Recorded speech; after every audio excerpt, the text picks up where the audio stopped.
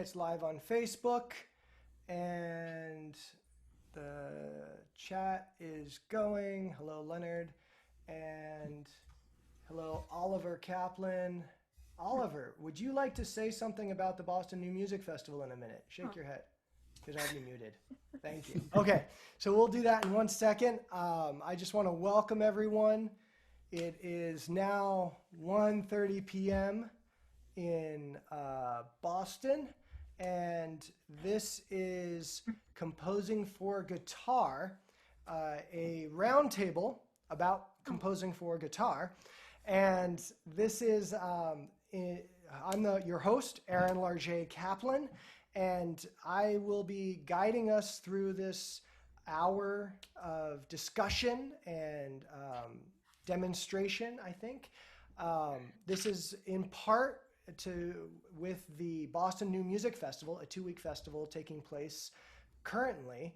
And I am going to just say a couple words about the technical stuff that's going on, and then I will introduce Oliver Kaplan, who, no relation, though he spells it correctly, Kaplan, and we'll talk about some of those things before we jump right in and I introduce our guests.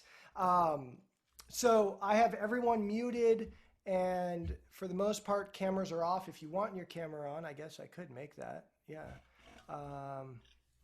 Yeah, there, I ask. If you want your camera, you can do it. You don't have to. The sound is off for right now for everyone because we will be doing a question and answer period towards the probably second or third of the time. But I wanted to focus a bit with these composers who are here. And so let me give 1 minute to Oliver Kaplan to speak about the Boston New Music Festival, and then we'll take off. Oliver, you Warning, if you pinned. Hi, if you turn your camera on, you might get asked to say something. I have learned. Thank you so much, Aaron, for doing this, and we should investigate. We might have common heritage, but Boston New Music Festival is a collaborative venture. This year, 14 ensembles and artists are presenting 22 events over 2 weeks, and the goal is to really shine a spotlight on the wealth of contemporary music in the Boston scene, which is really one of the most vibrant scenes in the country and in the world. And yeah, create an immersive experience for audiences and encourage people both to visit the groups that they know and love and to try something new. And I'm especially excited about this event because while the backbone of the festival is performance events, we actually love having things that are not concerts and things like this where you can learn something new or chat. So I think this is really great. I'm going to drop a link in the chat window to the festival website for anyone who wants to check out the rest of the calendar. We're really just getting going, so there's a lot of free events in the next 2 weeks, and hope to see some of you all there. Thanks, Aaron. Thank you, Oliver. Thank you very much. So I want to introduce our guests, and can you say a few words briefly about them? Some of them I've known for quite a while, and others, well, not quite as long. Let's put it that way. Where did you go? Okay, I didn't do that well. So we're going to start with Vineet Shende. Vin is a composer at Bowdoin College in Brunswick, Maine. It is about 2 hours north of Boston. And I met him, I think 2011, performing large work for choir, SATB, choir and guitar called Pravasa, Travels of the Guitar. And it kind of blew my mind. It had me doing things on the guitar that I had not done prior to that, including a lot of playing on the nut side, pitch bends, which I had done because of electric guitar. And it introduced me to the wonderful person and composer. And he has since written a lullaby for my new lullaby project, as well as we are currently collaborating I say collaborating. He's writing, I'm playing. I'd say it's a collaboration. Okay. Given that I write things and you tell me, what? That's pretty much our relationship. We're doing a thing called Carnatic Preludes, 12 Carnatic Preludes after J.S. Bach, where he reimagines Bach piano preludes from the Well-Tempered Clavier as if Bach were from South India in a fusion, and you can talk more about that. Sure. He is a guitarist, and that is one reason I wanted him on this program for you today. Tom Flaherty is a cellist originally from the Boston area, Watertown, and we actually met in Southern California a few years ago. This is actually, he's the only composer part of this group who I hasn't played his music prior to, well, I guess I did play one piece prior to meeting you. He wrote a cello guitar piece, and I was introduced to that through the American Composers Alliance. Gina Geneva, who directs it, recommended I was looking for cello guitar pieces.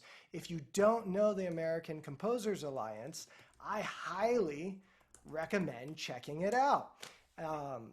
It is a very cool group, a collection of composers, and I fell in love with Tom's cello guitar piece, but even more so, I was introduced to his trio for cello that's on your Bridge Records, and I will post this link. That is for cello and processor, or computer. I guess, do you say computer now or processor? Well, I named it before computers were used for this kind of thing. So I call it digital processor, but yeah, I use it on a computer now. There you go. So that's how the times change. We have to update our titles sometimes or not. I fell in love with the piece, and 2 years ago, I asked him to write a piece for guitar and computer. And he wrote a piece called Steps and Leaps, which was to be premiered in early April. And for reasons I just can't explain, we had to delay. So it's really a pleasure to have Tom here. He's a cellist, a wonderful cellist, composer, and I highly recommend his latest videos on YouTube, especially if you're into kind of satire. I don't know if I'd call it satire. Let's call it political observations through the sounds of instruments. Venting. Venting. I love that. John McDonald is a composer at Tufts University who I've probably known close to 20 years. And I met him through one of his wonderful students, Ryan Vigil, former students. And John's a pianist, extraordinary pianist and composer who has written 2 lullabies for the new Lullaby Project. The first is on the first CD, New Lullaby, is called You Are Alone to Sleep. And the second will be on an upcoming album in 2021 called Upward, but I'll play it live on the 10th and 15th, so you could even hear it. And beautiful composer, and I've played for his classes and shown quite a bit, talked about composing for the guitar and what not to do and to do. And one of the things that I've noticed about John's students is they've written me a lot of music, beautiful music, and I think if a student is writing music for guitar, they must have a really good teacher. So hats off to John. Happy to have you here. And thank you, Aaron. Happy to be here. Thank you. And Francine Trester, I think I met Fran through her husband, Charlie, who played guitar with the local guitar society. And she was one of the early composers for the new Lullaby Project as well, like John. I think I accosted her after a concert and said, will you please write me a lullaby? And she wrote me a beautiful lullaby, My Darling's Slumber, and it is on the first lullaby CD, New Lullaby, and then second lullaby, probably 2013 or 14, and then a third lullaby in 2020, which is on the forthcoming album coming out in 2 weeks, maybe even earlier, called Lullaby for Our Time. And she's also written started a set of songs called Mineral Spirits. Is that the name for it? Yep. Okay, I call them rock songs, but they are called Mineral Spirits. And a beautiful duo for viola and guitar that was premiered by Michael Hall and myself. And it is a gorgeous work that I hope she'll talk about more. And yeah, so that, oh, and a little bit about myself. My name's Larget-Caplan. I'm a guitarist. I started with electric guitar when I was 11-ish. I thought, let's see, Led Zeppelin and Hendrix were gods. And yes, I even played Def Leppard.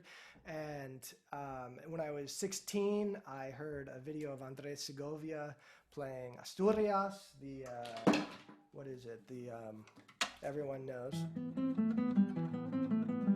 And I was like, that's the Doors, and that was it. I had to switch to the real thing because I didn't know it was written for piano. And then I went to New England Conservatory, and I just kind of dug the idea of playing music for people who are living and who could tell me that's right, that's wrong, and give me the answers, which I learned very soon. Composers don't have all the answers. But that's another story for maybe 20 minutes down the road. And then from there, I teach in Boston, perform, and fell in love with new music. And that's, I'll put other stuff. This isn't about me. This is about writing for this thing. So, so far, all of you have written for the guitar. And so one of my questions, I thought we could just go around briefly. If you could describe your relationship to this instrument and maybe the first piece you wrote for it, why, fail, success, and favorite aspects, you know. So how's that? It's a good question. Yeah, we're good. Okay, Fran, you want to kick off and speak for a minute and go from there? Sure. So I guess prior to my writing the pieces that you mentioned, the pieces for you, I had written for Robert Ward, and I had written him a guitar concerto, and then also a set of duets for him and me to play. And another earlier piece was Mark and Beverly Davis, the guitar duo. I wrote them these pieces that were based on poetry by Han Shan, Cold Mountain. And then Apostlos Parascevas, I wrote him a lament. And the music for our wedding, which was a long time ago now. So yeah, a lot of guitar music. And I think that they involve different approaches, the different pieces. I think, you know, partly the subject, whether or not it's an ensemble or not, if it's in combination. I think one of the things that I love about the guitar is that it has so many different identities, you know, both as a folk instrument, very much a people's instrument and every person's instrument, but it also can be, you know, edgy and abstract and gestural and not even, you know, not even pitched. You know, there's so many sonic possibilities with the guitar, and different ones, you know, call for different moments. Like the thing that you're, the piece that you're going to play next week, Lullaby for Our Time, is a song. I mean, it started out as a song that I sang with the piano because I had been to Aaron's, it was my first pandemic concert. And I was very moved by the whole thing, and not to mention Aaron's playing. And so I wrote a poem, and then I set it to music, and I sang it with the piano, and somewhere you probably have that recording, which you can blackmail me with at some point.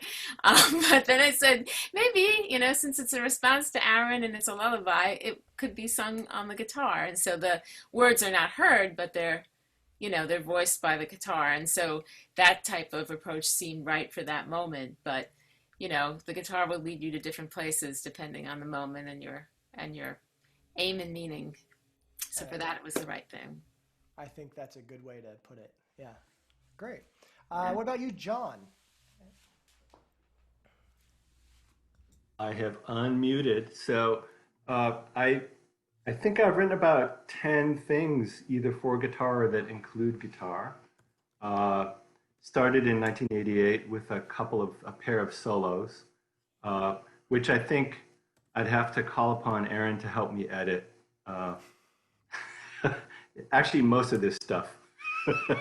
So I did, Aaron's right, I think we met in 2002 when he performed one of the pieces in this repertory, which was called Inventious Network. It's actually a trope on one of the Art of Fugue contrapunctus pieces by Bach for an interesting ensemble: flute, clarinet, string quartet, piano, harp, guitar, and percussion.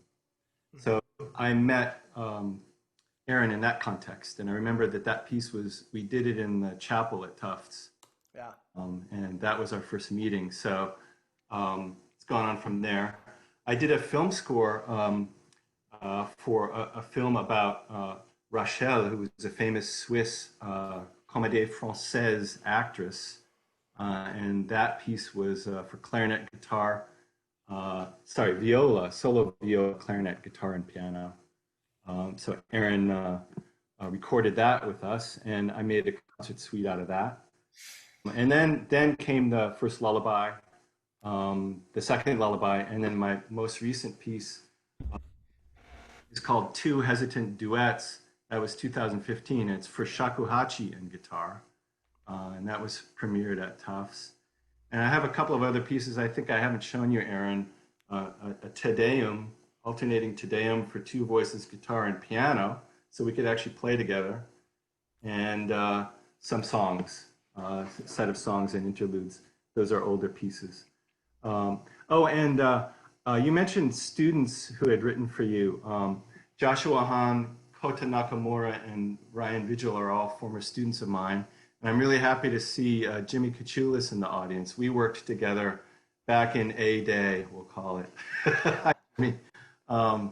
over at Tufts.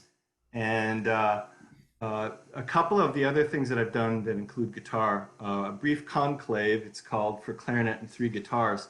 This is when I started at Tufts, I started a new music ensemble, which is kind of 60% free improv and the other 40%, new written music. So sometimes we would get players who didn't read music. And that particular semester, I wrote this piece for clarinet and three guitars.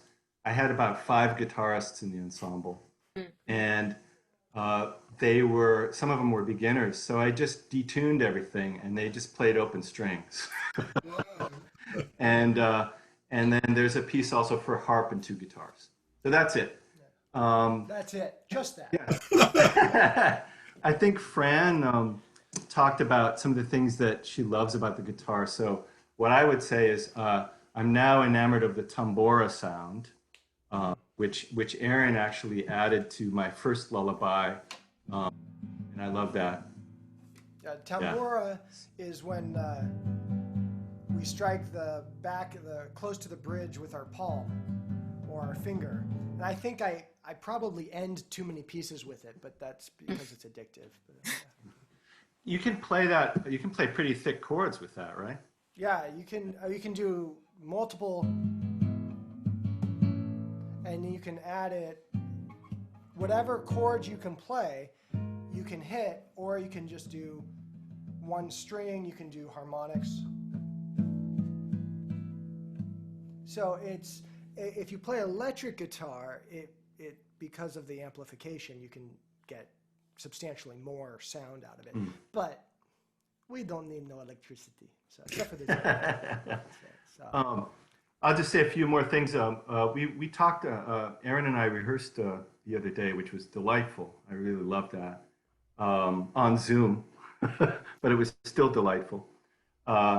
And we talked about resonance and dryness. And I actually started to think about dryness and types of attack and ways of playing dry or desiccated sounds on the guitar.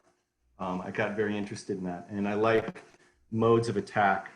And the guitar to me is very piquant. And, it can be extremely resonant or not. And so if I write something new, I want to play with that, much more intentionally. I love the lowest harmonics that are possible on the guitar. Very rich. Yeah, thank you. and I feel that there's a kind of vulnerability to the instrument. I was listening to some Leo Brouwer concerti earlier today, and when everything kind of zeroes in on the guitar, and the spotlight is a very intimate spotlight. So I like that very much about the guitar. So that's it. That's great. Just real quick, show of hands. Have any of you written a piece for guitar orchestra? We got a question from Guadalupe. Fran has. Well, yeah, the piece for Bob. Oh, This yes, is for Bob. chamber orchestra. No. Yeah. A guitar orchestra. Oh, guitar Oh. orchestra. Guitar orchestra. Does mandolin orchestra count? Halfway. Halfway, Mandolin okay. orchestra is different Halfway, instruments. yeah. Yeah. So Guadalupe, you should contact Fran because she's halfway there. You know. So I want to go to. Let's go to Tom. Tom. If you can speak briefly about your relationship to the guitar and why you started writing for it. I know you're for David Starobin. You've written pieces for him, and Peter Yates. Yates, wonderful guitarist. Please. Sure. And before I get there, I'm from Boston. I grew up in Watertown. And before we left town, my wife and I played in the Pro Arte Chamber Orchestra. And she's a violist, I'm a cellist. And there were very few new music groups there. I was in Dinosaur Annex. It's been around for almost 50 years, I guess, at this point. And it's exciting to hear how much is going on in Boston at this point. Well, at least up until the pandemic. In terms of new music, it seems like there's dozens and dozens of new music groups. It's an exciting place to be, and I hope to be able to visit at one point.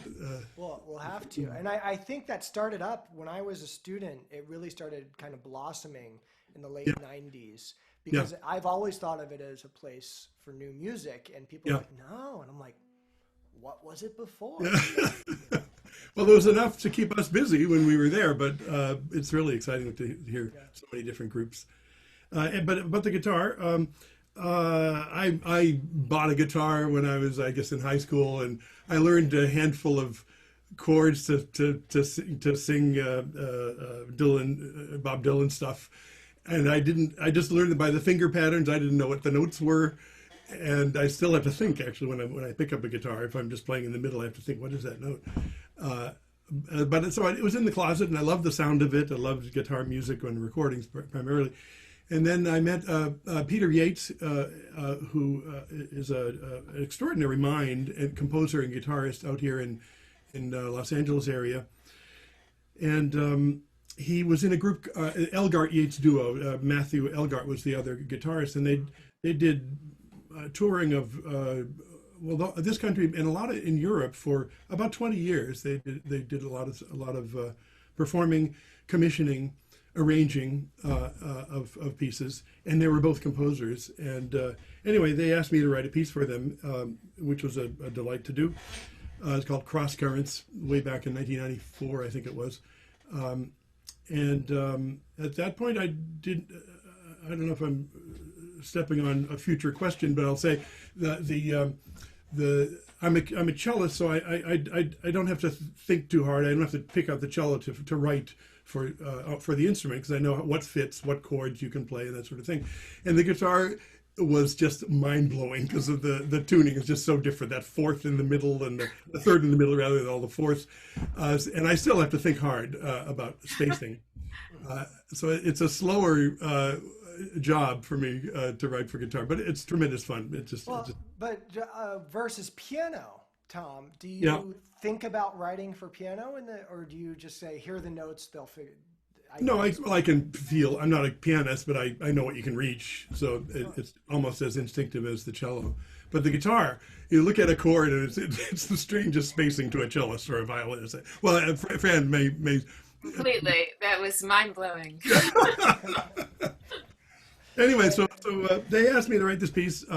I did, and they happened to play it at some festival, I guess, somewhere. And David Starobin, who's a guitarist, well known for new music, and he also owns Bridge Records, heard that performance and asked them to record it for them. And then subsequently, a couple of years later, he asked me to write this piece that Aaron has played for cello and guitar. And I played the premiere with David. He was out here for it. It was a lot of fun. Nerve-wracking because I could have used a dozen rehearsals and he could do it in one. So, but that's the way things go. And then he asked me to write another piece not long after that. It was called a setting of some poems by Calvin Trillin, It was called A Heck of a Job, if anybody who's old enough may remember what that's about.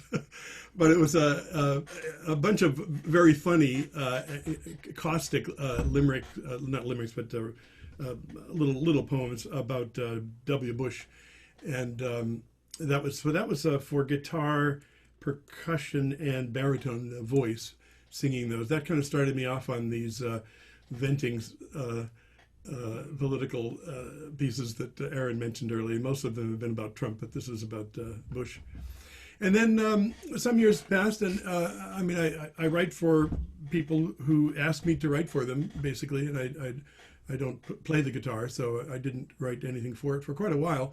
And then Aaron approached me about this Steps and Leaps, and Aaron was responding to.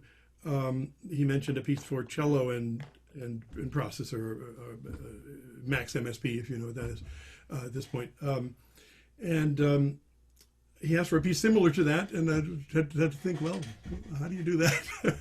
And I think I came up with a way to do it, essentially. Yeah. It's mainly delay and transposition of the guitar. It's mostly the guitar sound, slowed down, sped up, but it's all live. It's not pre-recorded. Mm-hmm. Yeah. It's a beautiful piece, and we'll talk. Hopefully, we'll have time to talk a little bit more about it. Okay. There's a couple things I'd love to show people.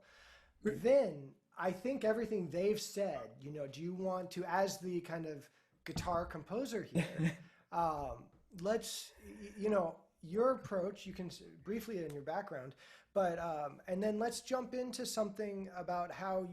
Like notation, and because you do a lot of extended techniques as well. Sure. So speak a little bit about your approach and when you started writing for the guitar. I know you've written amazing pieces for Dan Lapel, and I'll put a link in there for the recordings. Do check the chat, and I'm putting a few links in there about the composers and listening, and you can save the chat at the end if you'd like.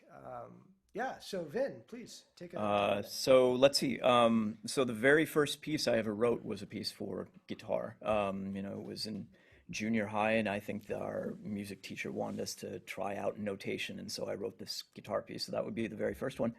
And then my senior year of college, I was doing a guitar recital, and I had a Bach piece. I had boy, I can't even remember now. Was it Soar or something like that? Yeah, it wasn't Soar. It was a Tedesco. But anyhow, okay. And I had a Takamitsu I was playing, and then my teacher said, "Well, you really should have like something serial in there," And I looked at a bunch of things, and I didn't like any of them, so I decided to write my own. So that would have been my second guitar piece, and then really not anything else until I met my then girlfriend, now wife, and she'd said, "Hey, let's go on this hiking trip together in Chile." And instead of preparing for that, by doing anything hiking relating, and I prepared for it by reading Neruda poems, and I ended up writing a series of 4 songs for her, and that's the thing that I first met Dan Lapel through, and so he recorded that. And then Dan asked me to write another piece for him, and so I wrote him. My other instrument in addition to a guitar is sitar, and so I had been toying around between some of the gestures and ideas and timbres that you can get on sitar and how to transfer that into guitar. And so I wrote a 4-movement suite for him called Suite in Rag Marva, which kind of goes into a bunch of extended techniques that I'm interested in, both in terms of harmonics, scordatura, playing on both sides of the fingers, so that you might have something like I don't know, like having these kinds of chords here, as well as and so being able to kind of do things on both sides, or that sort of idea. So those kinds of things going on there.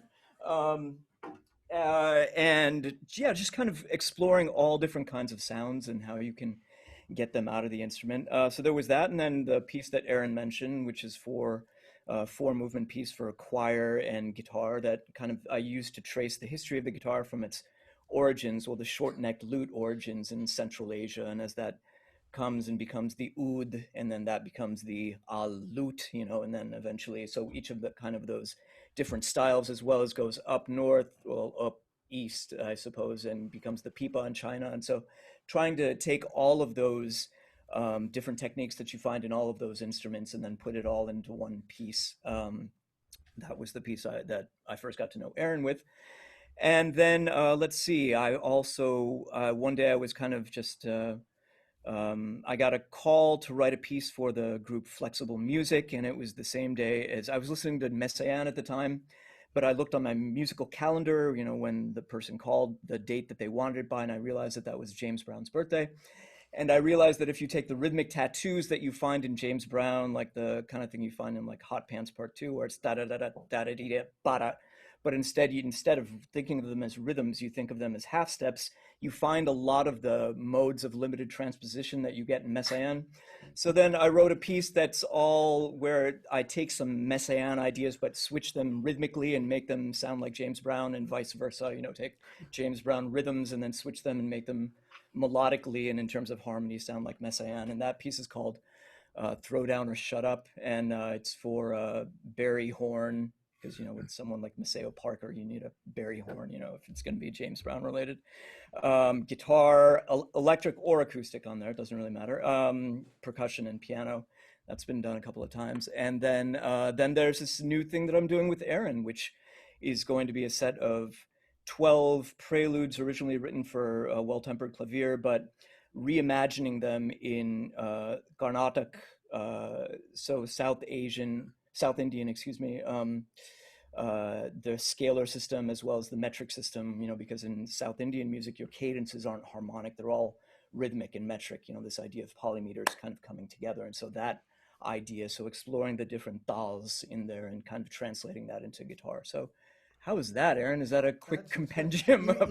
I should say your lullaby, Reva's lullaby. Oh yes, I forgot that one, didn't I? Yes, the one day.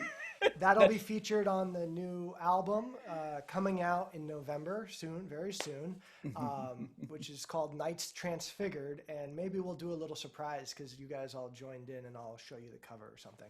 But I want to show, since we just finished with Vin, I'm going to do a little share screen here and show you what Vin did for Reva's lullaby. So we talk about notation and we talk about extended techniques. And this is Reva's lullaby. And so when Vin says he's playing on the nut side of the guitar, that's not a dig on guitarists calling us nutty, but sorry, but it's saying that you hold a chord and we move on and we play on this side. And this piece also demonstrates something that Vin very much likes and guitarists tend not to like very much, and that is scordatura. And so when earlier Tom talked about shapes and writing for the cello, it's easy, you know what's going on. If you ever want to really stump a guitarist who thinks they're pretty hot, tell them to change the tuning of one string and then play, because it changes everything. So if you have a parallel, like Villalobos often wrote what we call parallel chords, where you'd have maybe a diminished chord and just go up and down the guitar. It's very typical in jazz as well. When you scordatura, can't quite do that. And so with the Lullaby project, I told people you had to limit your scordatura to 2 strings. So this is Vin's second draft of the Lullaby, because I think he had 3 or 4. I think the reason you put that in was because I originally put in too many strings. Yeah. Right? So here you can see the pluck nut side. And above, and this is actually what made this piece possible, because I had no idea what he was talking about, is he put in the chord shape. And so he's telling me to hold a bar at the 6th fret and hold this shape, and then I can pluck those strings, which that's not the tuning, but that's what he's asking me to do. What I also really love, I actually use Vin's music often as a introduction to writing for guitar, only if someone's really interested, because it can also turn off people because there's so many details that we just have. So if you look at this E, it's not an E.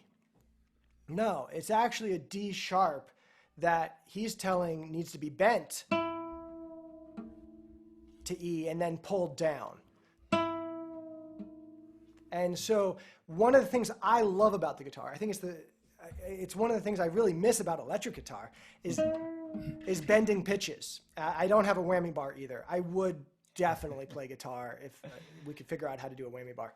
But and so being able to bend pitches is one of the things that really attracted me to Vin's music, because it's a characteristic that we don't see in classical writing typically. So that is, I'm trying to think, was there anything other extended technique that you did in this piece, Vin? Let's see, there might have been some, well, one of the reasons why I do the scordatura is it's either to get harmonics or to get certain of those nutside notes, that I get. I don't do it just to be evil, right? There is, and sometimes it's also for resonance. Like there's the one prelude in the set that we've been working on where I asked the third string to be tuned to G sharp, just so you can hear that sympathetically resonating when you're playing other notes that go along with that, to give that sense of the rag, the scale that we're in at that point. But yeah, I don't know if there's anything more in here. Maybe some of the combination of artificial harmonics and natural harmonics too. And actually, that's one thing that I love about the guitar, because speaking of harmonics, which are the lightly touched bell-like tones that you can get, it's the idea that with guitar, when you're doing artificial harmonics, rather than something, say, like a stringed instrument, where you typically just do artificial harmonics on the 2-octave or the touch fourth kind of harmonics, or sometimes, the third or the fifth if it's an extended technique. With the guitar, because you have the possibility of creating harmonics with the node, with the index finger, as well as kind of plucking behind it, you can get a whole series of harmonics basically anywhere that you want. Just it doesn't have to be just the open harmonics that you have up to that full series on. Yeah. I think that's harmonics. Let's see. All of you have written. I know John's latest piece, Upward. We talked a lot about harmonics, and we were figuring out how to decide: do we let them ring? And mixing between natural and artificial. And just to give a quick definition, artificial harmonic is when you have to use the left hand and the right hand, but you can do right hand harmonics and still be natural. So these are all natural harmonics. It's because I'm not using my left hand. And you can do where I'm holding it and reaching here. So there are pieces where I have to play something and I can't make the run fast enough. And in the upcoming anthology with the American Composers Alliance called Nights Transfigured, there's just 50 different ways, 50 plus one, different ways to write harmonics for the guitar. I'm sorry, it's not uniform, it sucks. And that's, I hats off to everyone who does it. But so John, can you talk about how you approached your harmonics? Because your first lullaby also had all natural harmonics, but this one, Upward, doesn't. And it's not something pianists do. You can't bend pitches, you don't have vibrato, and harmonics are a pain in the butt. Nothing against piano. It's just, it gets a lot of attention. So, okay. Well, Upward, all the phrases go up, and every phrase ends on a harmonic. In fact, I forgot to tell you, Aaron, when we were working, there's actually a verse form that the harmonics follow. It's called the waltz wave. It's a syllabic poem form. And it has nothing to do with a waltz dance, but the person who invented it is called Leo Waltz. And I'm interested in syllabic poetry and the forms that the lines create. So that's what's happening here. It's a kind of a wave form. So yeah, great. You've got the score right there. So you can see it. the first phrase ends on one note. The second phrase is two. Then we're back to one. Then we have two. Then we have three. Then we have two. Then we have one. Then we have three. Then we have five.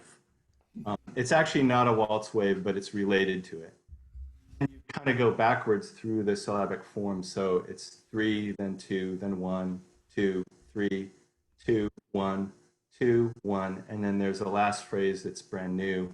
Happens to be one harmonic, but so there's a rhyme, right? The pitches repeat themselves. And then these usually it's four notes going up until you get to the harmonics. Those are, they're freer. They're a little bit freer. So John, this brings up an interesting thought. When you write for guitar, do you change your musical approach as if you were writing for cello or a quartet, or do you just write the music you want to write and figure out how to put it on the guitar? No, I would say it's a combination of both, actually. Sorry that I can't be more That's okay. than that. It might be interesting for people to know that Aaron came just before I wrote this piece. Actually, when I wrote this piece, we were in a classroom at Tufts, and he had just given a workshop on guitar playing for my composition students. And I started writing this piece on the dry erase board. And I can't remember if I took a picture of it and then went from there, something along those lines. Yeah. You asked me if I could play those harmonics. How do I play those? And that's what we did. Right. You'll see that there's one extra one there in the middle that's up an octave. That's an E, and it's a grace note. So I threw that in. That's not really part of the form. And one of the things that we talked about last week, just to demonstrate harmonics, here's an A, and here's an A, and they're not quite the same. The fourth string A is just a hair sharp, and when John and I were going through this, which one do you want? Now, when I tell composers, you don't have to know, but it is worth getting a guitarist and asking these questions. And a guitarist, if you get a composer who says, I want that pitch, you start to put it in the back of your mind, which one do I want to play? Because there are so many, and sometimes it's just, hey, I can play that one, but it's really freaking hard. And I don't want to play that one. And if a composer says they don't like it, well, then just shake your head, and then when you play the concert, they're not there. Play keep it to yourself, And so I want to ask the same question to Fran and Tom. Do you change how you've approached your music? We're not writing, Dylan tunes, and none of your writing seems like it comes from that place. Quickly, because I'd like to get into some questions too. How have you changed your writing for the guitar, or do you just say, no, I'm going to make my music fit on the guitar? Fran? Yeah, I agree. I think it's a combination of both. I think you start out, I think initially, if I know that the piece is going to be for guitar, I guess it changes the approach to some degree of what you're going to do. And then you have to make it fit. I think it is a sort of a hybrid, Mm-hmm. I think even with this last piece, even though I made it for voice and piano, I think I always had in the back of my mind that it was going to be on the guitar. And so I think that even just changed the line and maybe even the text to some extent, which is a weird thought. Well, it's interesting because I know when you wrote it for the piano, I was like, oh, this will be interesting.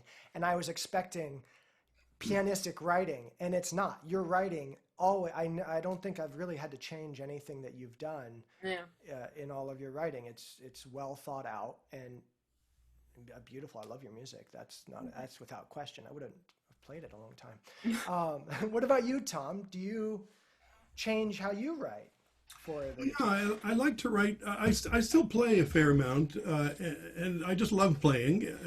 I'm not making a career of it, and I love. I write for players.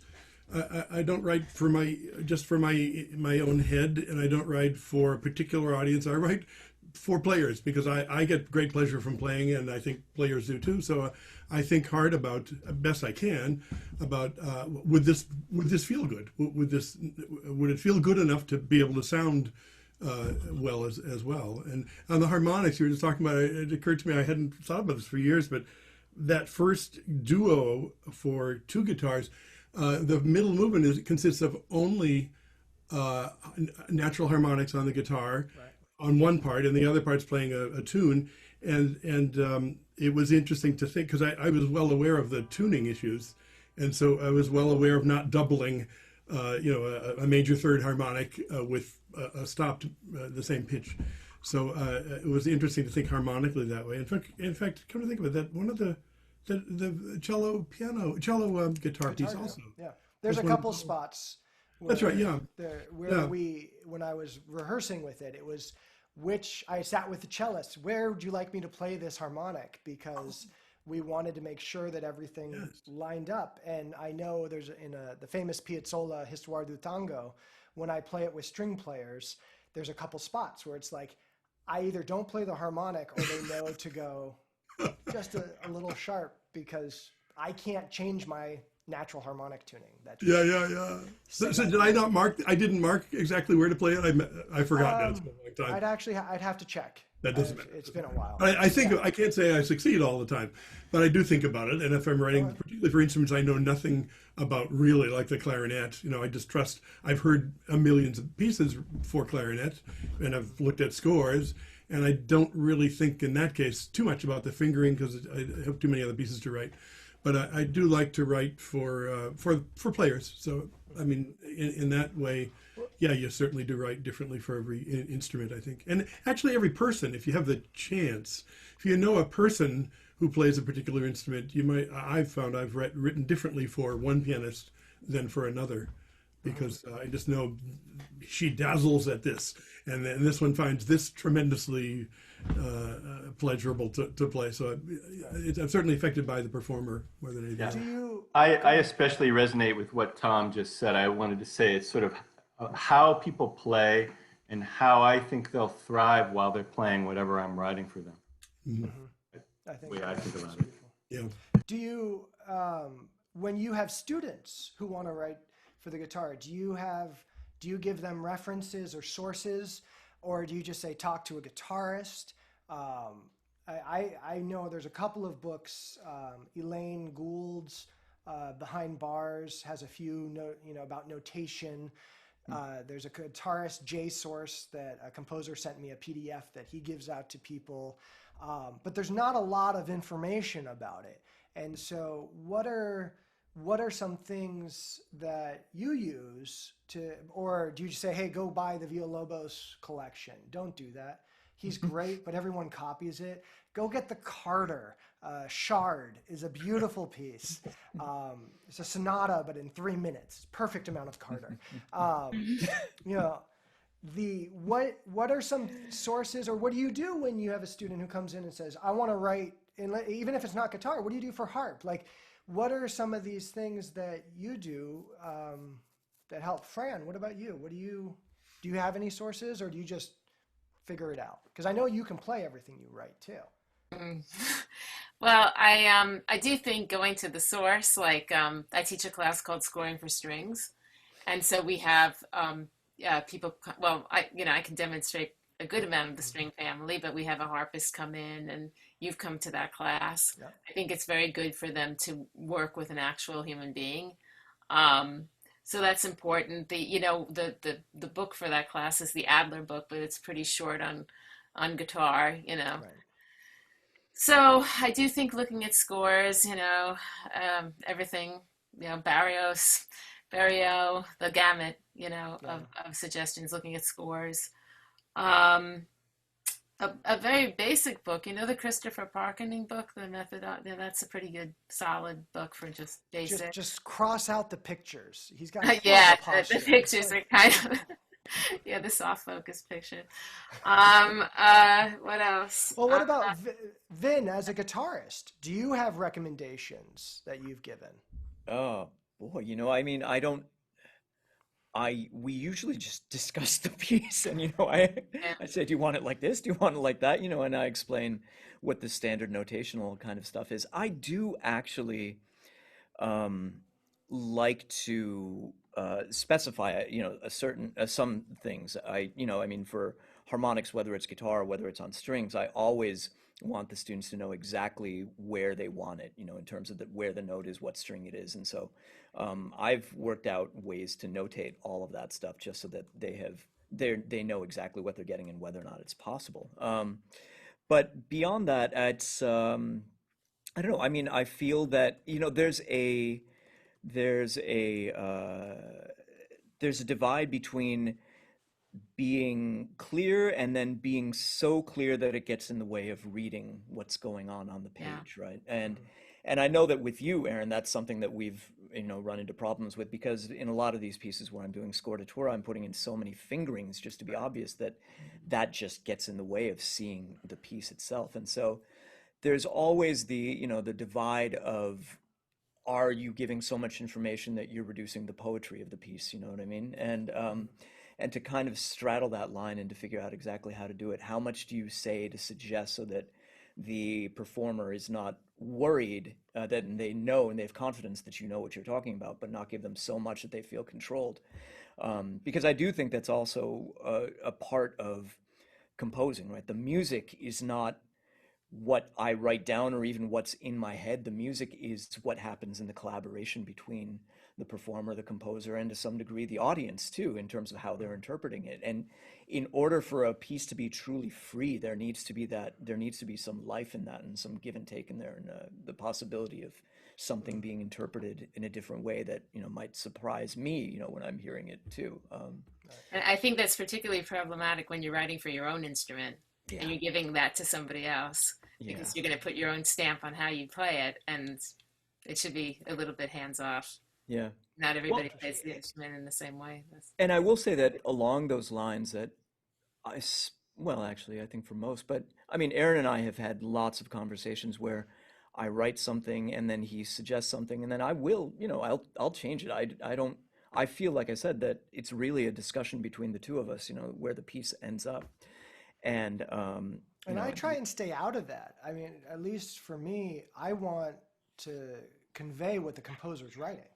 And right, and there needs to be, unless something's so uncomfortable, or the reach is like, oh my God, I can't. That's very easy. That's an easy thing to deal with. But sometimes a chord change, it's like, we want a legato motion, and we can't. Or the resonance. Someone wants, I'll start a piece and it has open strings resonating in the bass, and then they modulate, and it's like, well, I can't do all of that, and we have to find that that medium of figuring out. What I love, and what I love about all of the pieces that you guys write, is you actually write musical examples. You write in dynamics, you write in phrase markings. It's clear for the most part. And in guitar music, for most guitarists, we don't get that. We don't get,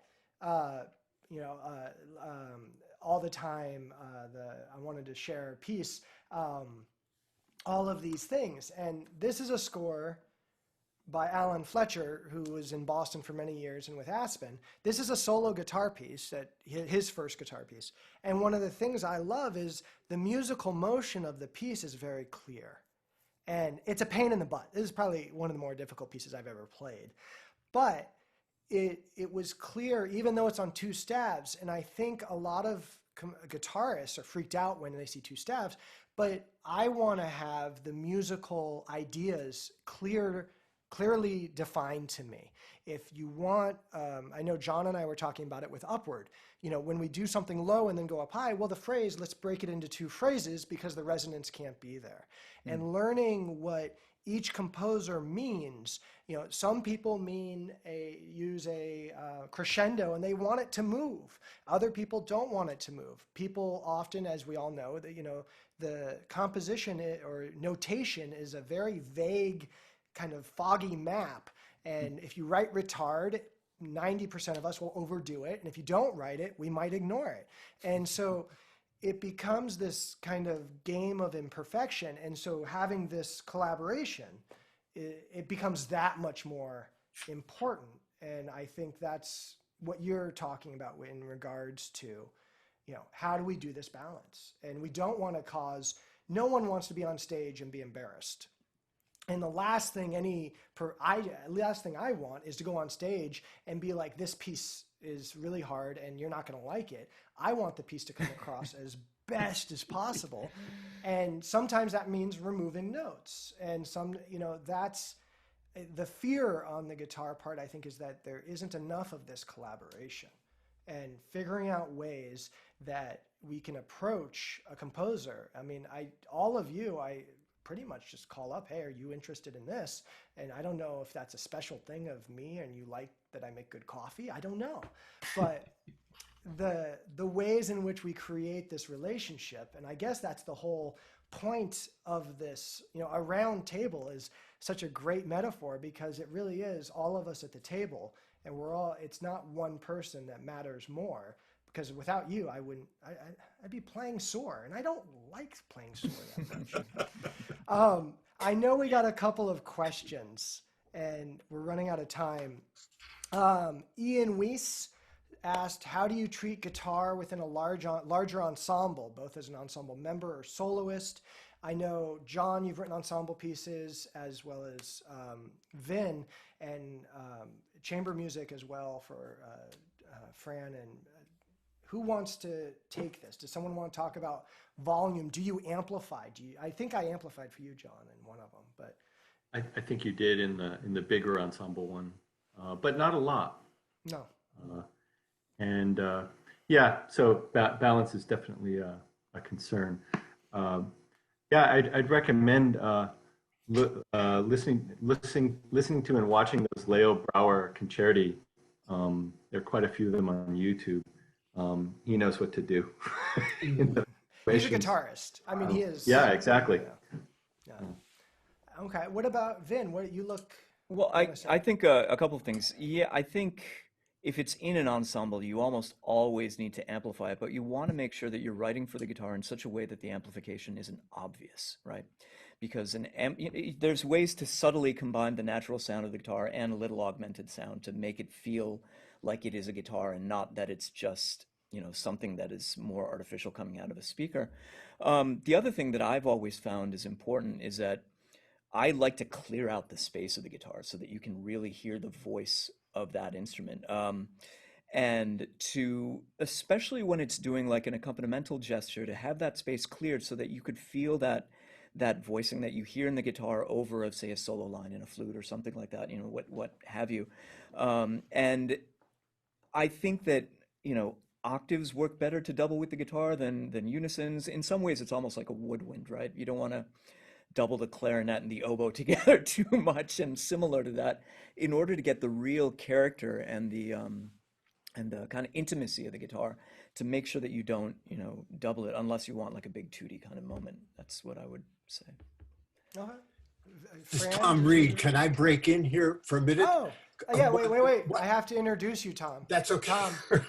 Tom is a wonderful composer who was at UVM in Burlington for a few decades, and he wrote a lullaby for me, and then a string quartet with guitar, a quintet. All of you are welcome to do that. It's an amazing ensemble.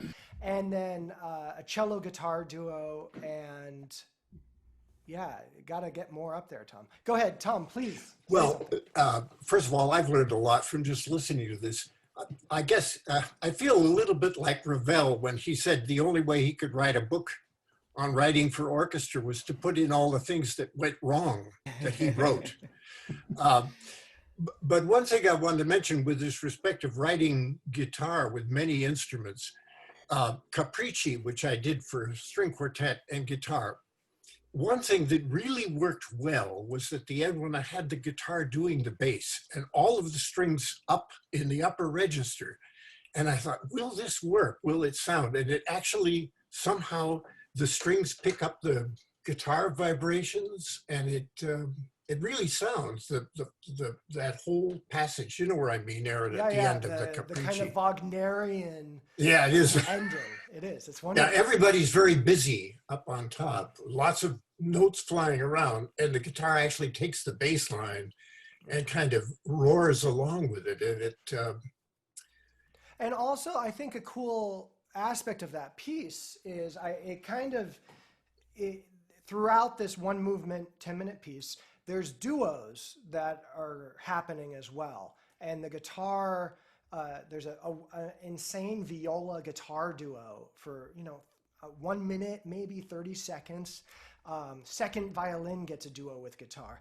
And it becomes this, it feels like a large work because of these small kind of it changes episodes. The texture. Yeah, and I think that is the texture aspects of the guitar, the timbral aspects. I mean, every guitarist wants to be an electric guitarist. I mean, that's really, in America, we all want to be rock guitar. I'm confident now that maybe I should try more scordatura. The first time I did scordatura for Aaron, he said, if you do that to the E string, it's going to sound like a rope. Well, you get it tuned down to what, a C? Yeah, so when you do scordatura is tuning the strings differently. And I highly recommend experimenting with it because it's easy to do on the guitar. It is much harder to do on a bowed instrument because of the metal strings. And it's kind of funny to watch string players complain about it. But on the classical guitar, it is not very hard. One of the pieces I'll play in a couple weeks, I have to tune up half step while playing and tune back down, which is scary as anything. But there's limits to it. You don't want to go really below a whole step with certain strings, whole and a half kinda. So your low E string, you don't want to go below. I play one piece with a C sharp because unless I get a special string for it, it just won't resonate. It'll sound like a rope. And there are numerous pieces where I go up a half step. I have one piece, Tracing a Wheel on Water, where I tune up to a B, my low A to B. But I have to be very careful of the tensions because I can break a string. So it is something worth exploring. Even using a capo is a possibility. I do that when I play some Bach. When I want to play an E flat, I'll tune down to D and stick a capo on the first fret, and I can play an E flat, and it's a cool little trick. But it is, I think, is one of the things that with Tom is he tried and he kept exploring with it, and we had a lot of conversations about how to incorporate into the ensemble. And Capricci is a great piece. I really enjoy it. There's another question from James Kachulis. When writing something that we expect to promote to various calls for scores, do the guitarists recommend simpler or more complex? I don't like boring music. That's about as best answer as I could. I would double check with making sure things are playable, and even then get someone who loves new music, because oftentimes I have to sit with a piece and go, yes, it's playable, but who's your audience? If you're trying to write a student piece and you're writing pieces with very odd bar chords, the chances of a student picking it up, even a grad student, will be, it takes time to learn. So I would be careful with that, but talk to guitarists. This is all about communication. What about pieces for guitar teachers to use with private students? I assume you mean composing students, James. Again, I think the Carter is gorgeous.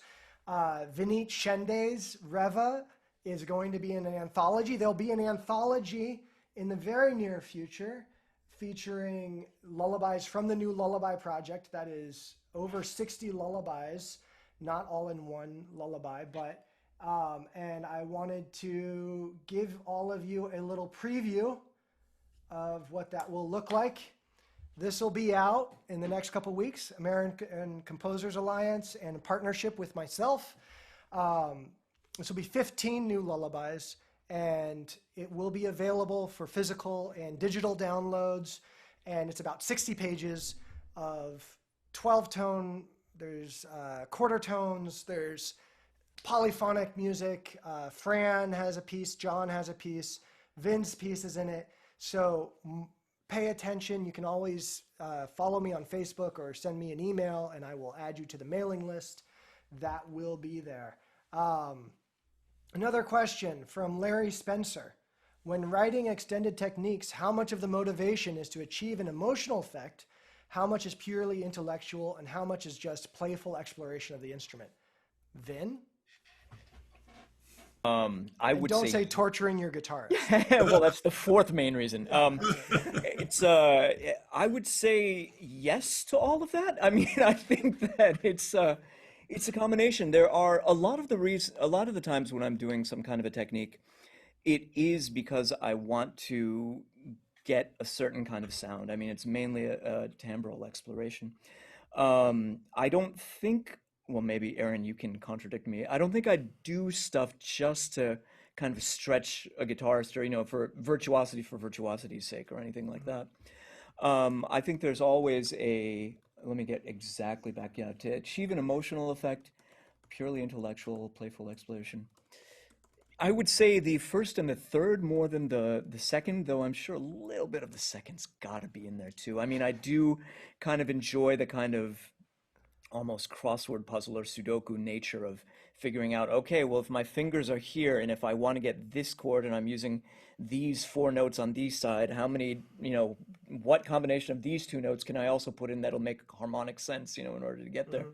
So yeah, I'm sorry, Larry. I think the answer is just yes. There's some amount of all of that, but to varying degrees. Can I add to that, Larry? There are etudes. Be careful of etudes because that is usually one technique 100 times. An etude that is nut side plucking, to me, it doesn't make much sense.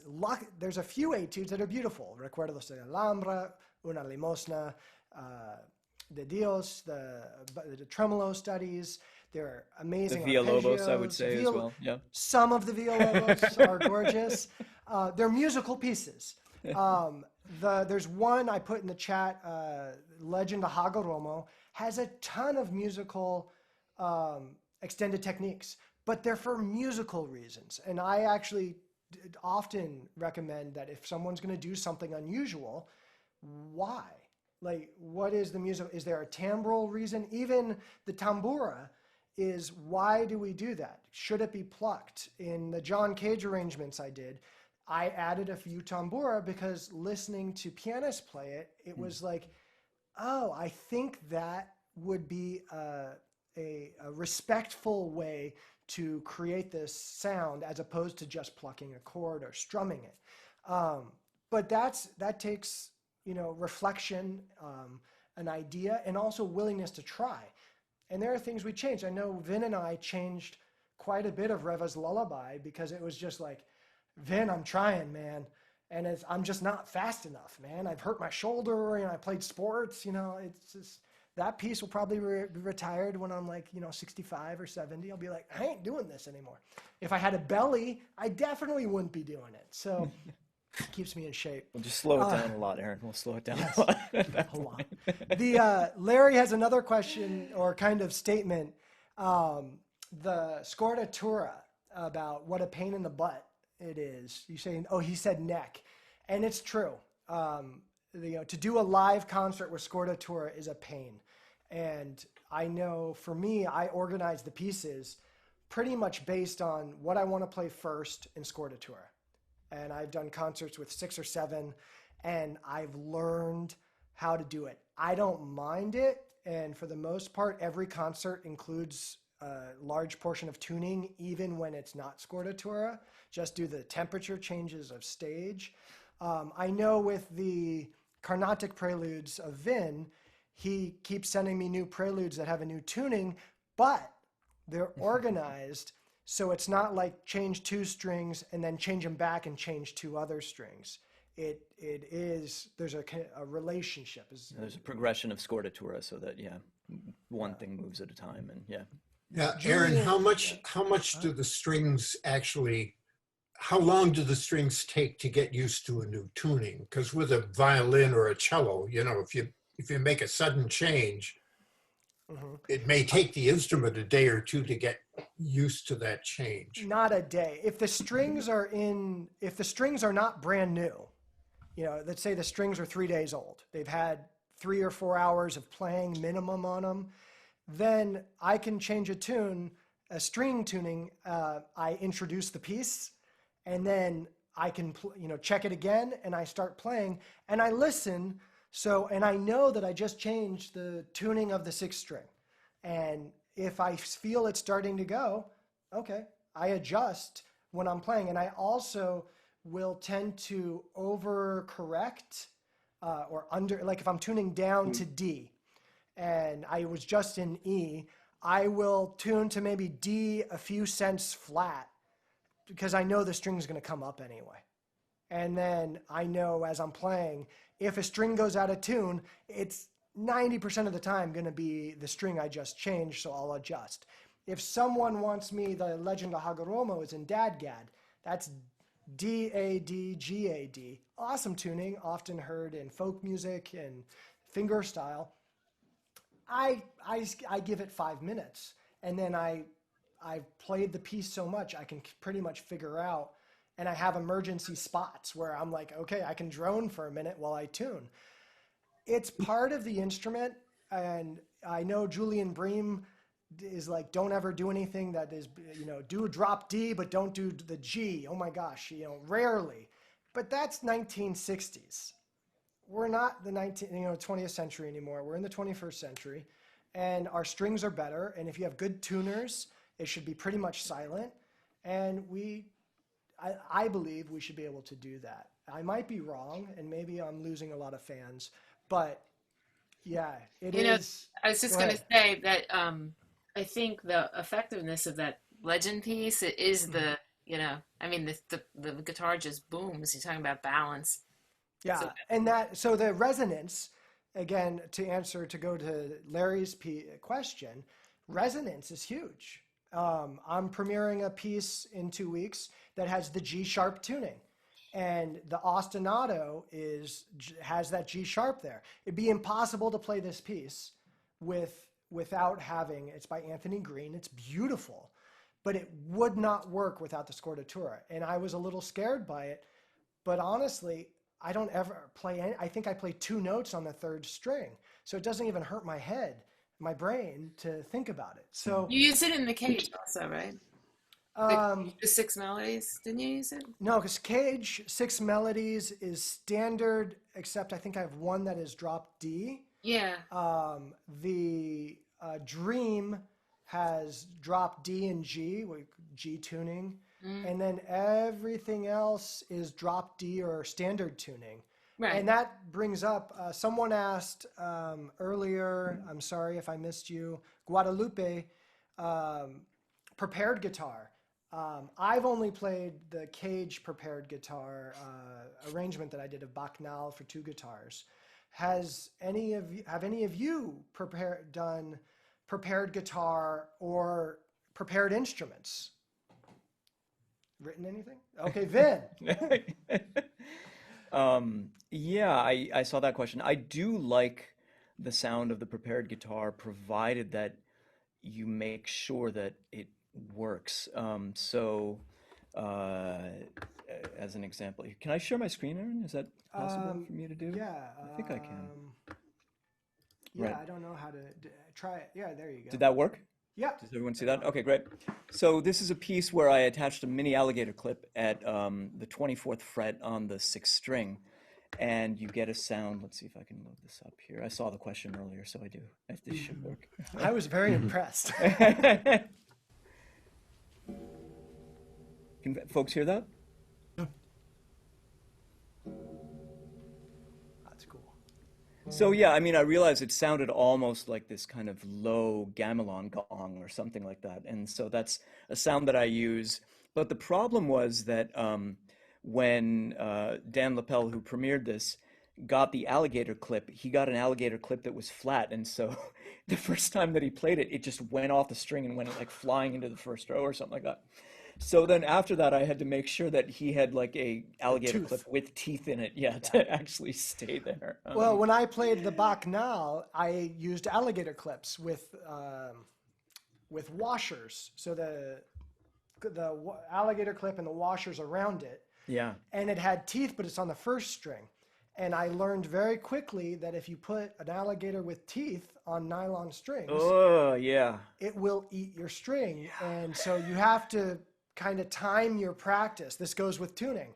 You know, you sit there and you're like, okay, I have a concert in 3 days. You know, I can put the alligator clip on the day before or else I'll break a string.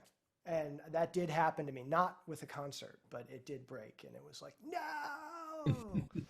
So I would say that, you know, if there's a certain sound you want, first, it's nice to figure out if there's a way you can achieve it without, you know, preparing the guitar. Like there's a lot that guitarists can do with palm muting or, you know, a combination of palm muting and how much solpanticello you're putting in there, how much of the nail you want scraped in there. You can get a whole bunch of sounds that don't use the prepared sound, but sometimes you do need it. And, you know, if you do, I always, you know, go with the rule of, I don't do anything that would damage the instrument, first of all, or, you know, make it, as Aaron would say, as something that's slowly biting through your string as you're going by.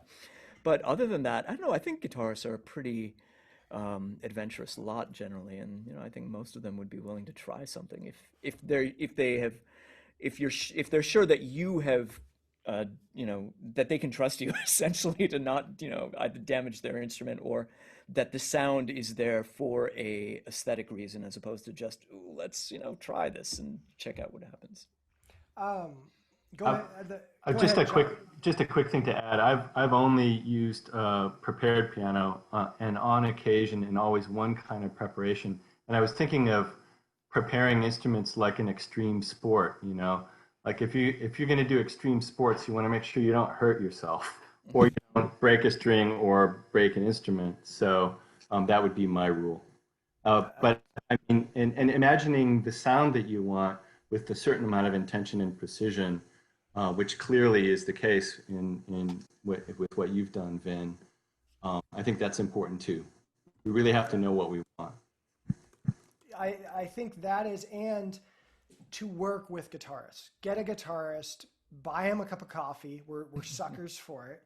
And, you know, sit down and try and, if it's your first time, you know, diffuse the tension. No one wants to look stupid. I guarantee you, everybody is shy and no one wants a bad experience, but sit there and explore. And if you know your instrument, especially if you're a string player, I'm looking for this type of sound. How would we get that? And that, I sit there and I'm like, okay, I know they want that resonance or they want this timbre. How do I make that work? A lot of people write open strings for the guitar. Well, open strings are great unless you want them staccato really fast.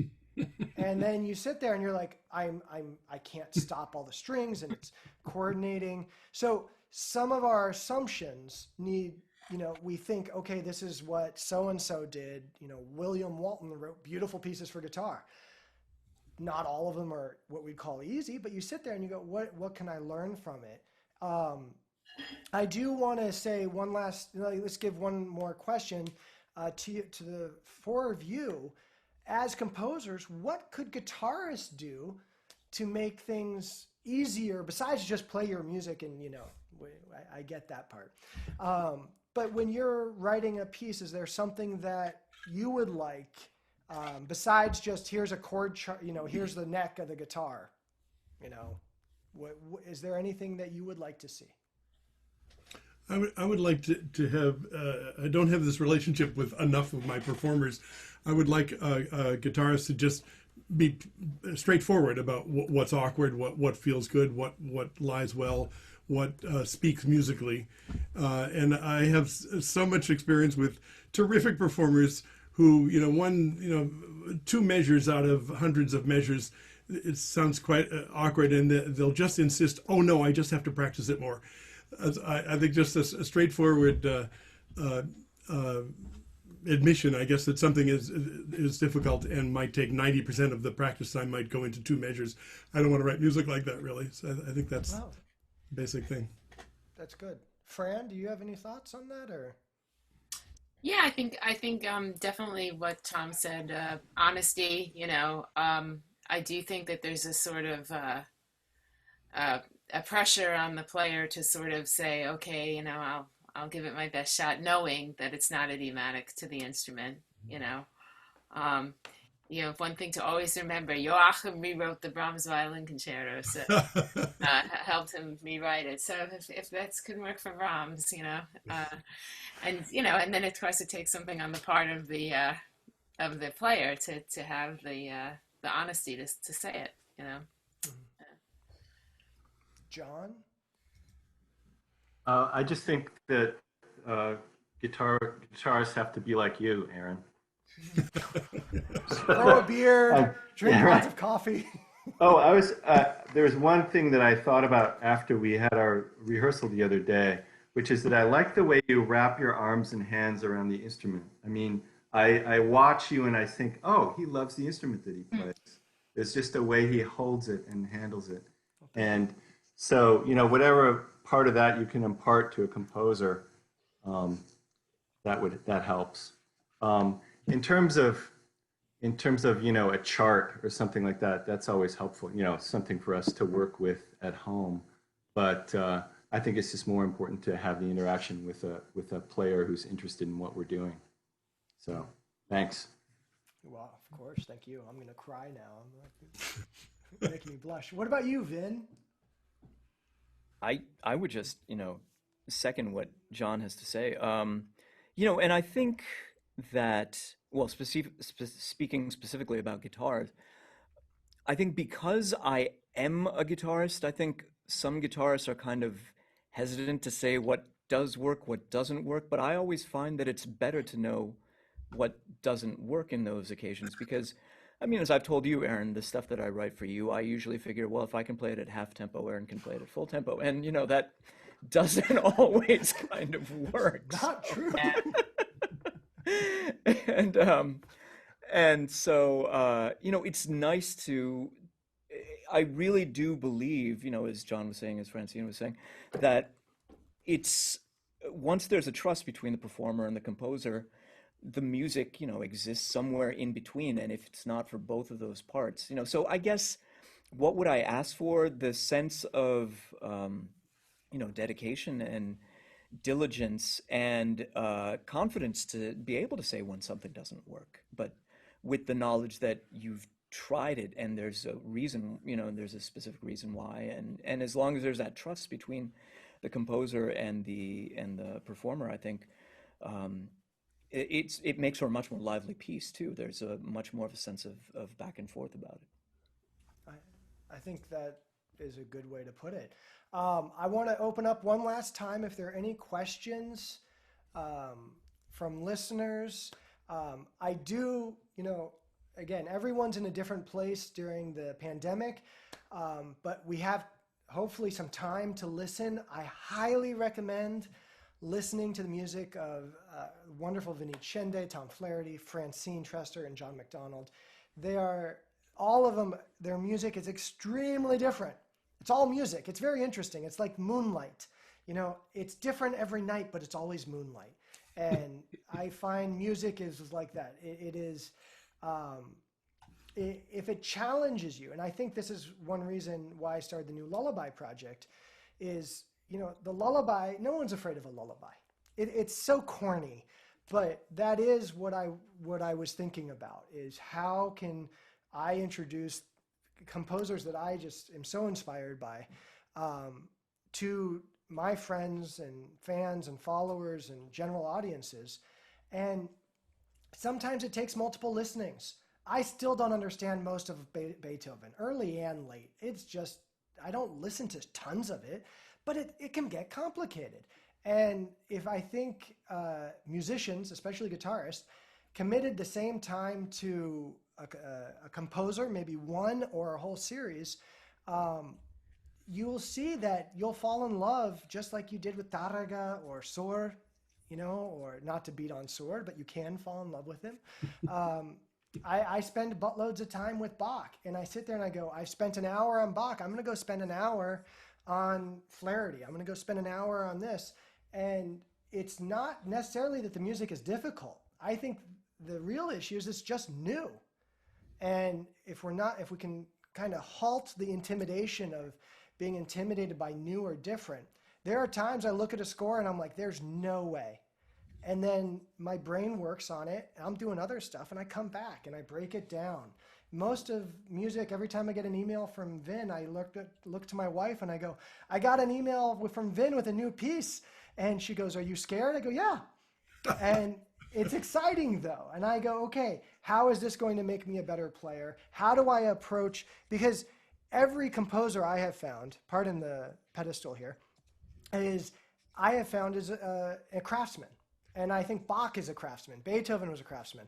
And learning about how other people compose and approach these ink spots on a page is inspiring. And I apply the discussion here to Bach. I apply phrasing here to 19th century composers because I can't ask them. And so I think us as guitarists and musicians and listeners can listen to new music and love it and put it on in the background. I don't claim to understand it. I just enjoy it. And it gives me, my hair stands up on the back of my neck, not up here. And it's just very exciting. So, Aaron, yes. You have made the lullaby to the 21st century what the waltz or the mazurka was to the 19th. It's not going to die, though, Larry. It will not die. I want to thank you. I want to thank everybody. The Boston New Music Festival is going on as we speak. There's another event. I'm going to put a link up to them if you'd like to watch the other concerts. I'd love to get a screenshot.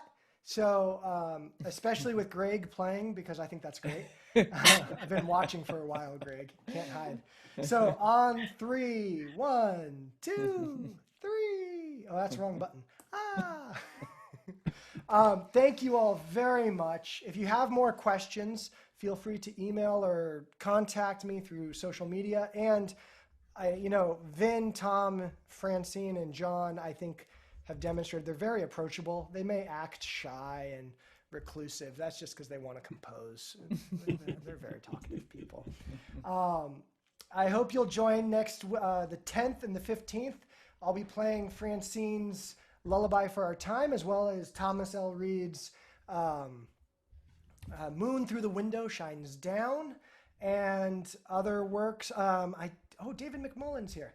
I will not be playing David's piece, but that is on the upcoming album as well. And lastly, since you've all been so amazing, this is what will be coming out in the very near future. It'll be out on Bandcamp first. So if you don't know Bandcamp, I'll put the link in there. You can sign up for the mailing list and be notified about it. And it'll include 14 new lullabies. I am working on figuring out a way to give the digital online premiere of Tom Flaherty's Steps and Leaps. There's just a lot of electronics. It's crazy. Just a little bit. Yeah, I know. A little electronics. No, it's the streaming it is too much. Oh, yeah. It adds another layer and computer. So I don't know if that worked. That didn't work. Yeah, well, that's my Bandcamp. If you copy and paste, you can see it. Thank you all so much for being a part of this first roundtable. If you want more of these, let me know. We'll do more. Ian also, sorry, I have to point him out. Ian Weiss is also a new lullaby composer, and he has written a beautiful lullaby, and there will be more. Do check out contemporary music, and new lullaby project.com is the new lullaby project, and I keep hitting wrong buttons. And without further ado, I will let all of you enjoy the rest of your day. Please be safe, wear a mask, and vote if you haven't. So we did. Yes. Thank you all very much. Have a wonderful day. Thanks, Bye. Aaron. Thanks. Bye-bye. Thank you. Bye-bye.